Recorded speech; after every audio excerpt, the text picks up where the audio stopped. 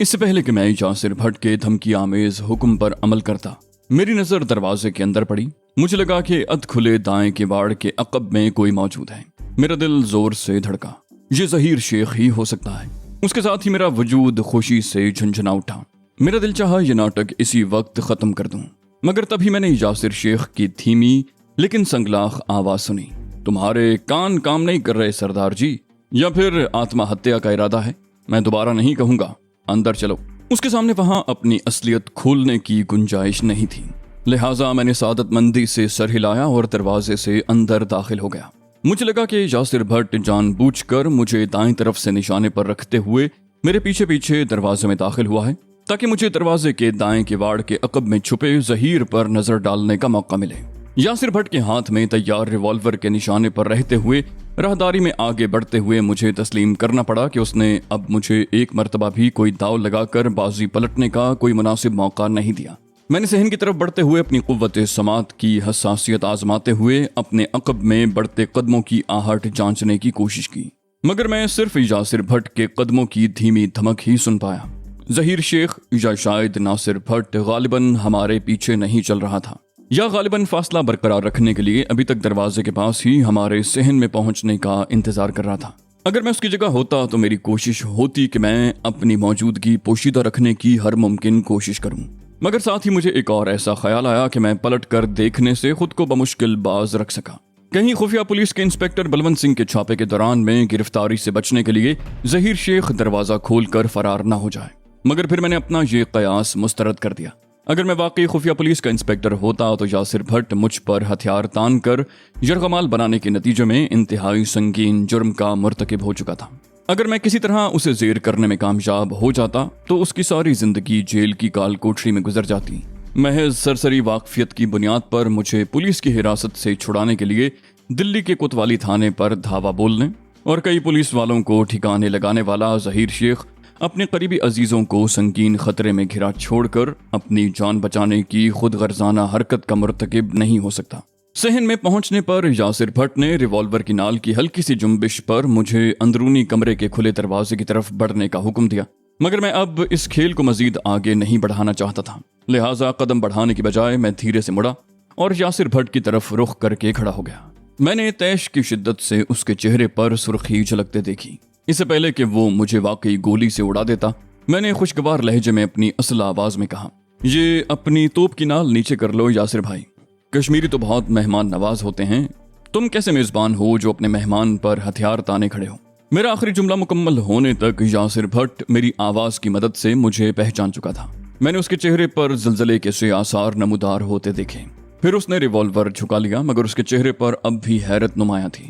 میں نے مسکراتے ہوئے کہا، حیران نہ ہوں یاسر بھیا، یہ میں ہی ہوں، میں نے یہ بہروب دھار رکھا ہے۔ میری بات پوری ہونے سے پہلے یاسر بھٹ میرے سینے سے لپٹ چکا تھا۔ وہ ساتھ ساتھ کہہ رہا تھا، میں بتا نہیں سکتا بھائی کہ تمہاری آمد سے مجھے کتنی خوشی ہوئی ہے۔ مجھے افسوس ہے میں نے تم سے بدتمیزی کی، دراصل میں نے اس کی پیٹھ تھپکتے ہوئے بات کاٹ دی، کہا یار اس میں تمہارا کوئی قصور نہیں، مجھے ہی شرارت سوجی تھی، میں سمجھا تھا تمہیں ڈراؤں دھمکاؤں گا اور پھر تمہاری آہو بکا منت سماجت سے لطف اٹھاؤں گا، مگر تم نے تو الٹا میری سٹی گم کر دی۔ تم کب سے اتنے ماہر بندوقچی بن گئے؟ تبھی میری نظر دروازے والی راہداری سے صحن میں داخل ہوتی جمیلہ پر پڑی۔ اس نے میرا دیا ہوا پستول دونوں ہاتھوں میں جکڑ رکھا تھا، تاہم ہتھیار کی نال کا رخ زمین کی جانب تھا۔ البتہ اس کایا پلٹ سے ناواقف ہونے کی وجہ سے اس کے چہرے پر حیرت نمایاں تھی۔ تبھی یاسر بھٹ نے اسے دیکھ لیا۔ اس نے مجھے باہوں سے آزاد کرتے ہوئے اسے مخاطب کیا، فکر نہ کرو میری بہادر بہن، یہ کوئی دشمن نہیں، ہمارے جمال بھیا ہیں۔ اس وقت انہوں نے بھیس بدل رکھا ہے۔ میں نے جمیلہ کے چہرے پر چھائی حیرانی خوشی میں بدلتے دیکھی۔ اس نے جلدی سے پستول الٹے ہاتھوں میں تھاما اور آگے بڑھ کر مجھے سلام کیا۔ میں نے جواب دے کر اس کے سر پر ہاتھ پھیرا۔ تبھی یاسر بھٹ نے چہکتے ہوئے لہجے میں کہا، جمال بھیا یہ سب تمہارا کیا دھرا ہے۔ جب اتنی تھان پان سی لڑکی پستول چلانے کی چیمپئن بن سکتی ہے تو پھر میرے جیسے مشٹنڈے کے لیے ہتھیاروں سے لا تعلق رہنا شرم کی بات ہوتی۔ بلکہ میں نے تو اسے حکم دے رکھا ہے کہ اپنی بہن کو بھی پستول چلانے میں طاق کر دے۔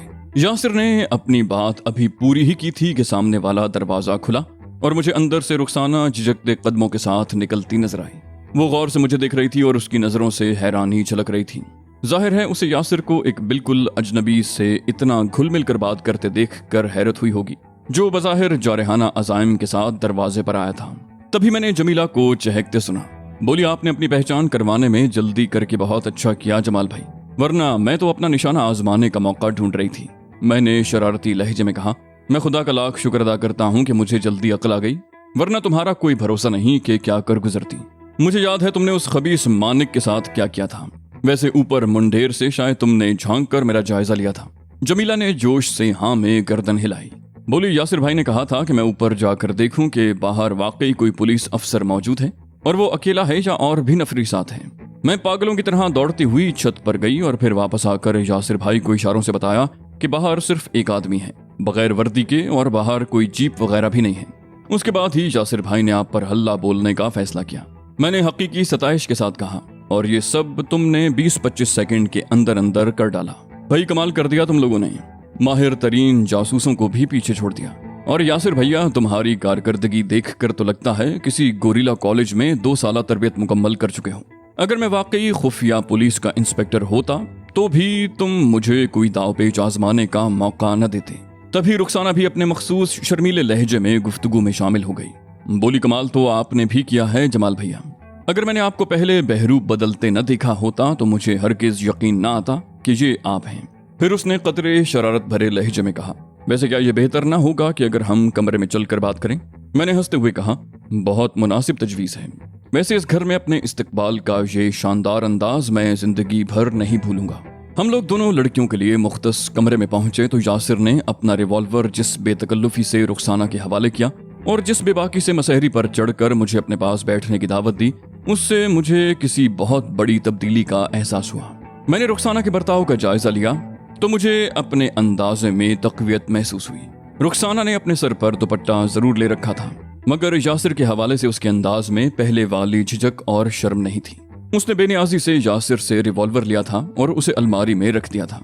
मैं सब कुछ पसपुश्त डालकर अपने मुसरत अंगेज मुशाहिदे की तस्दीक के लिए बेताब हो गया, मगर फिर मैंने अपना तजस्सुस वक्ती तौर पर दबा लिया, क्योंकि मैं सबसे पहले ज़हीर शेख के बारे में ताज़ा तरीन मालूमात हासिल करना चाहता था। ये वाला भेद तो कुछ ही देर में खुद ही खुलने वाला था। उधर वो तीनों मेरी खैरियत पूछ रहे थे। मैंने सरसरी से जवाब देकर पूछा, ये सब रस्मी बातें छोड़ो, मुझे ये बताओ कि मेरा भाई कहाँ है? उसकी कोई खैर खबर? वो किश्तवाड़ में है या? यासिर अली ने मेरी बात काट कर कहा, ज़हीर भाई बिल्कुल ठीक हैं। काफी दिन किश्तवाड़ में लगाकर 10-12 दिन पहले वापस आया था, मगर सिर्फ एक रात रुक कर चला गया। बता रहा था कि उनके पास किश्तवाड़ में मौजूद एमुनिशन खत्म हो रहा है, राइफलों और स्टेन गनों की मजीद गोलियां खरीदनी हैं, साथ ही दस्ती बमों की भी तलाश में है। मगर मानिक से छीने गए भारी माल की वजह से उन लोगों को वसाइल की कमी का मसला दरपेश नहीं है। मैंने कहा, इसका मतलब है तुम लोग बिल्कुल नहीं जानते कि वो यहाँ से कहाँ गया है। यासिर ने नफी में सर हिलाया। बोला, मुझसे बात तो नहीं हुई, मगर नासिर उसे खन्ना के बस अड्डे पर छोड़ने गया था। उसके पूछने पर ज़हीर भाई ने बताया था कि वो एमुनिशन का सौदा या खरीदारी करने के बाद पहली फुर्सत में यहाँ वापस आएगा ताकि हमारे ट्रक के खुफिया खाने में एमुनिशन मुंतकिल करने का बंदोबस्त किया जा सके। मैंने उसकी बात पर गौर करते हुए कहा, इसका मतलब है हमारे लिए उसके मौजूदा ठिकाने का पता लगाना आसान नहीं। यासिर ने फिक्रमंद अंदाज में हाँ में गर्दन हिलाते हुए कहा, हमें तुम्हारे आने का जर्रा भी अंदाजा होता तो हम उससे पूछ लेते। दरअसल मैं उससे फालतू सवालात नहीं करता। मुझे अंदाजा है कि वो कितनी खतरनाक जिंदगी गुजार रहा है। मैं नहीं चाहता कि वो मुझे कुछ बताने से इनकार करके शर्मिंदा हो। मैंने कहा, यही समझदारी है भैया। क्या तुम यकीन करोगे कि ज़हीर ने मुझसे कभी मेरे बारे में तफसीलात पूछने की कोशिश नहीं की, बल्कि मैंने जो कुछ बताया बस उसी पर इक्तिफा किया। अलबत्ता उसके बारे में मुझे लगभग सब कुछ मालूम है, हत्ता कि मैं तो उसकी अलमनाक प्रेम कहानी के बारे में भी सब कुछ जानता हूँ। मेरी बात पूरी होते ही जमीला ने जोश मुसरत भरे लहजे में कहा, अरे वाह जमाल भैया, यानी आपको उनके दिल की रानी सुंदरी के बारे में भी सब कुछ मालूम है? मैंने रंजीदा सी मुस्कुराहट के साथ कहा, न सिर्फ जानता हूं बल्कि मैं तो उससे मिल भी चुका हूं। काश अल्लाह रब्बुल इज्जत उन्हें किसी तरह एक दूसरे का साथी बना दे। मेरी बात सुनकर उन तीनों ने यकज़बान होकर आमीन कहा। उसके साथ ही कमरे में कुछ देर के लिए अलमनाक सी खामोशी छा गई। बिलाखिर मैंने ही माहौल की उदासी दूर करने का फैसला किया। मैंने दबी दबी सी शरारत वाले लहजे में कहा, क्या मैं खुश उम्मीदी का शिकार हूँ या वाकई मेरे जाने के बाद इस घर में ऐसी खुशगवार तब्दीली रूनुमा हो चुकी है जिनसे मुझे बेखबर रखा जा रहा है? मेरी बात सुनकर वो तीनों चौंक उठे। उसके साथ ही रुखसाना के चेहरे पर हया की सुर्खी छा गई और उसने नजरें झुका ली। अलबत्ता जमीला ने अपनी मखसूस ढिठाई से शाने उचकाने पर इक्तिफा किया। तभी यासिर ने एक हल्का सा खुशगवार कहकहा लगाया और मुझे मुखातिब करके कहा, अरे नहीं जमाल भाई, आपसे कुछ छुपाने का सवाल ही पैदा नहीं होता। असल में हमें ध्यान ही नहीं रहा कि ये पेशरफ्त आपके इल्म में नहीं है। हमारी ख्वाहिश थी कि आप भी हमारी खुशी में शरीक होते, मगर हमें तो ये पता ही न था कि आप कब वापस आएंगे, और ये मामला हंगामी अंदाज में अंजाम को पहुंचा था। मैंने मुस्कुराते हुए कहा, बहुत खूब, इससे अच्छी क्या बात हो सकती है। मेरी तरफ से तहे दिल से मुबारकबाद। फिर मैंने जमीला को मुखातिब करके शरारती लहजे में कहा, तुम बताओ बंदूकची बीबी, तुम्हें भी मुबारकबाद दूं या नहीं? उसने जवाब में मुंह फुलाकर कहा, जी चाहे तो दे दें, वरना कोई खास जरूरत नहीं है, क्योंकि मेरे साथ तो इन सब ने मिलकर तकरीबन जबरदस्ती की है। मेरा कम से कम 12 जमात पास करने से पहले ऐसे किसी फजूल झंझट में पड़ने का कोई इरादा नहीं था। इस पर रुखसाना ने उसे लगभग डपट कर कहा, फालतू बकवास न कर लड़की, हमने तुझसे 3 दिन बहस की थी और आखिरकार तो इस शर्त पर शादी के लिए मान गई थी कि हम पहले 10वीं और फिर 12वीं का प्राइवेट इम्तिहान देने में कोई रुकावट नहीं डालेंगे, बल्कि पूरा साथ देंगे। ये अलग बात है कि अब तुझे शायद खुद पढ़ाई से कोई खास दिलचस्पी नहीं रही, इसलिए इतने दिनों से किताबों को हाथ तक नहीं लगाया, और अब जमाल भाई के सामने हमें कसूरवार ठहरा रही हो। इस पर जमीला ने दांत पीस कर कहा, असल कसूरवार तो वो जबरदस्ती की सास हामिदा खाला है, उसी ने फंसवाया है। ये सुनकर यासिर ने धीमे लहजे में उसे सरजनिश की। बोला, हामिदा खाला का जिक्र एहतराम से करो बहना जी, वो वाकई हमारे लिए माँ की तरह हैं। उन्होंने जो कुछ किया और कहा वो बिल्कुल बरहक था। तुमने उनकी बातों से कायल होने के बाद ही हामी भरी थी। मैंने उन तीनों की खट्टी मीठी नोक झोंक से लुत्फानंदोज होते हुए कहा, भाई कोई मुझे भी बताएगा कि बेचारी हामिदा खाला ने क्या कसूर किया है, जिस पर हमारी जमीला बीबी इतने तीखे लहजे में उनका जिक्र कर रही है। इस बार रुखसाना ने जवाब दिया, बोली, उन्होंने कोई गलती नहीं की, बल्कि हमारी भलाई के लिए अपनी राय जाहिर की थी। हम उसका मौक़िफ़ मुस्तरद कर देते तो वो बेचारी चुपचाप दोबारा अपने चूल्हे चौकी में लग जाती। मैंने कदरे सख्त लहजे में कहा, मेरा सवाल वहीं का वहीं है, आखिर हामिदा खाला ने कौन सी राय जाहिर की थी? ये सुनकर यासिर ने हाँ में सर हिलाया और बोला, ज़हीर भाई के किश्तवाड़ और आपके दिल्ली रवाना होने के बाद हमारे घर की फ़ज़ा अजीब सी हो गई थी। हम चारों एक दूसरे से नजरें झुकाकर और झिझक कर बात करते थे। यूं समझें कि इन दोनों की तरह मैं और नासिर भी शर्मो हया के मारे इन दोनों का सामना करने से कतराते थे। अक्सर अपनी आड़त के ऊपर वाले कमरे में ही सो जाते, कभी जहां सोना पड़ जाता तो बैठक में सोते, और सुबह होने के बावजूद उस वक्त तक घर के अंदरूनी हिस्से में कदम रखने से हर मुमकिन गुरेज करते जब तक हामिदा खाला अपनी ड्यूटी पर न आ जाती। उन जहां दीदा खातून से ये सूरत हाल पोशीदा नहीं थी। उन्होंने एक दिन हम चारों को यकजा किया और साफ साफ कह दिया कि ये सूरत हाल मजहबी, समाजी और अखलाकी एतबार से कतन काबिल कबूल नहीं। या तो बिला ताखीर आपस में निकाह के बंधन में बंध जाओ, वरना आड़त वाले कमरे को अपना शब बसरी का मुस्तकिल ठिकाना बना लो और सिर्फ दिन के वक्त यहाँ का रुख किया करो। मैंने उसकी बात सुनकर कहा, हामिदा खाला ने जो मौक़िफ़ जाहिर किया वही दुरुस्त था। मुझे खुशी है तुम लोगों ने दुरुस्त फैसला किया। इस मर्तबा रुखसाना ने बात की। बोली, जमीला ने 2 दिन तंग किया, मगर फिर हमने इसे मना लिया। हामिदा खाला ने अपने एक अजीज को इनके बेटे और भाई समेत यहाँ बुलवाया और हमारा निकाह पढ़वा दिया। हमें बस ये अफसोस था कि इस शादी में ज़हीर भाई शरीक हो सके और न आप। मैंने कहा, जो कुछ हुआ बहुत अच्छा हुआ, ये बताएं कि नासिर कहाँ है? यासिर ने कहा, वो 2 दिन पहले एक जमींदार से अनाज का सौदा करने के लिए आदमपुर गया था। वहां से वापस आते हुए जालंधर के कुछ व्यापारियों से लेन देन करके शायद कल किसी वक्त वापस आ जाएगा। मुझे यकीन है वो तुमसे मिलकर बहुत खुश होगा। मैंने कहा, मुझे भी उससे मिलकर बहुत खुशी होगी। काश उसकी वापसी तक ज़हीर शेख भी वापस लौट आए। मैं एक बहुत अहम मकसद के लिए जल्द अज जल्द उससे मिलना चाहता हूँ। यासिर भट्ट ने संजीदगी से कहा, अल्लाह बहुत करीम है, वो जरूर हमारी दुआ कबूल करेगा और ज़हीर भाई भी जल्द ही हमारे दरमियान होंगे। इस दौरान में किसी वक्त रुखसाना चुपचाप हमारे दरमियान से गायब हो गई थी। मैं और यासिर मिलकर जमीला की खिंचाई करने की कोशिश करते रहे, मगर उस आफत की परकाला हमारी हर बात का ढिठाई से मुंह तोड़ जवाब देती रही। इस असना में रुखसाना गर्मा गर्म खाने से लबरेज बर्तन लिए कमरे में दाखिल हुई और जमीला को दस्तरखान लाकर जमीन पर बिछी दरी पर सजाने का हुक्म दिया। मैंने सचमुच हैरान होकर कहा, आपने तो वाकई कमाल कर दिया बीबी, चंद मिनट के अंदर खाने का बंदोबस्त कर लिया। उसने सादगी से जवाब दिया, इसमें कौन सी कमाल की बात है, हमने कुछ ही देर पहले खाना खाया था। हामिदा खाला ने नासिर भैया की रात को आमद के ख्याल से पुलाव ज्यादा पका लिया था। दोपहर का सालन भी बचा हुआ था, बस वही गर्म करके ले आई हूँ। बकरे के गोश्त के साथ पिस्ते, काजू, बादाम और किशमिश वाला कश्मीरी पुलाव वाकई बहुत मजे का पका हुआ था। मुर्ग का सालन भी बहुत लजीज था। मैंने दिल खोल कर तारीफ की। खाने और चाय से फारिग होने के बाद यासिर मेरे साथ बैठक में आ गया। मैंने खलवत पाते ही अपने मेजबान से पूछा, ये बताओ यासिर भैया, ظہیر نے آپ لوگوں کو کچھ بتایا کہ کشتواڑ میں ان کی قابض بھارتی فوج کے خلاف سرگرمیوں کی کیا صورتحال ہے؟ یاسر نے ہاں میں سر ہلایا اور پھر سنجیدہ لہجے میں بولا، اس نے کافی بتایا ہے۔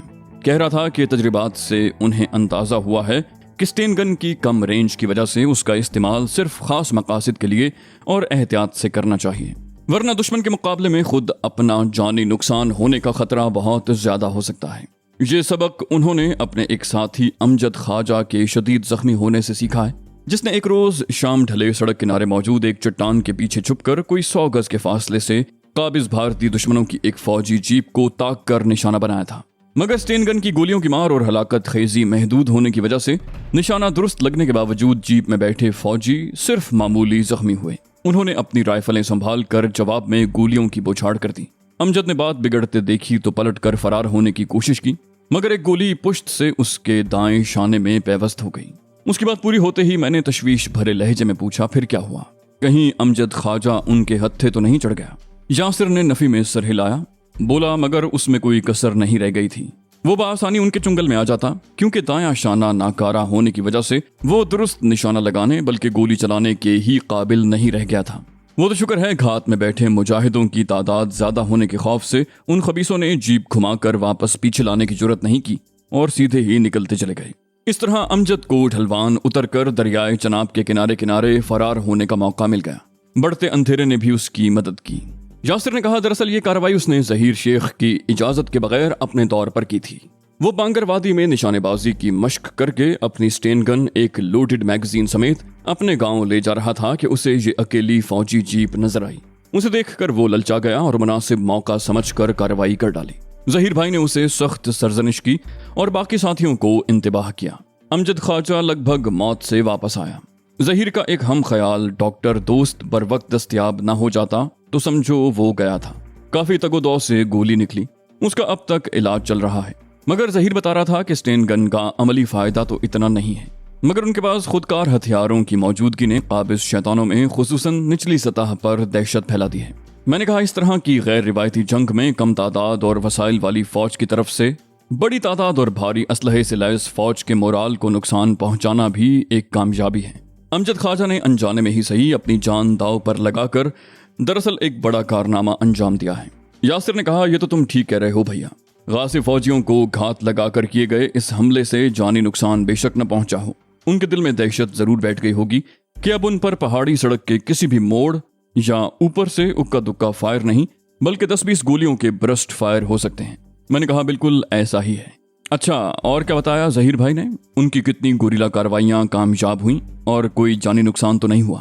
میری بات سن کر یاسر کے چہرے پر گہری مسکراہٹ نمودار ہوئی اور وہ مسرور لہجے میں بولا، ظہیر نے بتایا کہ وہ اسٹین گن تو ہمارے مقصد کے لیے عملی طور پر اتنی زیادہ کارآمد نہیں ہوئی، مگر جو دستی بم وہ لے کر گیا تھا ان کی مدد سے انہوں نے وقفے سے 3 گوریلا کاروائیاں کی ہیں، جن میں سے 2 مکمل طور پر اور 1 جزوی طور پر کامیاب رہی۔ ظہیر کے اندازے کے مطابق 2 جیپیں تباہ ہونے سے کم از کم 10 کتے جہنم رسید ہوئے، جبکہ تیسرا حملہ جو ایک ٹرک پر کیا تھا اس میں کم از کم 2 فوجی ہلاک اور 3 شدید زخمی ہوئے، جبکہ ظہیر کا صرف ایک ساتھی وجاہت اللہ دشمن کی لائٹ مشین گن کی فائر کی زد میں آ کر شہید ہوا۔ یہ سن کر میں نے افسوس کا اظہار کیا۔ اس موقع پر مجھے بے اختیار فاروق احمد کی یاد آ گئی۔ میں نے تہیہ کر لیا کہ ظہیر شیخ سے ملاقات ہوئی تو میں اسے فاروق بھائی کی کم از کم یہ حکمت عملی فوری طور پر اپنانے کی درخواست کروں گا کہ کسی بھی گوریلا کارروائی کی منصوبہ بندی کرتے ہوئے اپنے ساتھیوں کی جان بچانے کو اولین ترجیح دینی چاہیے۔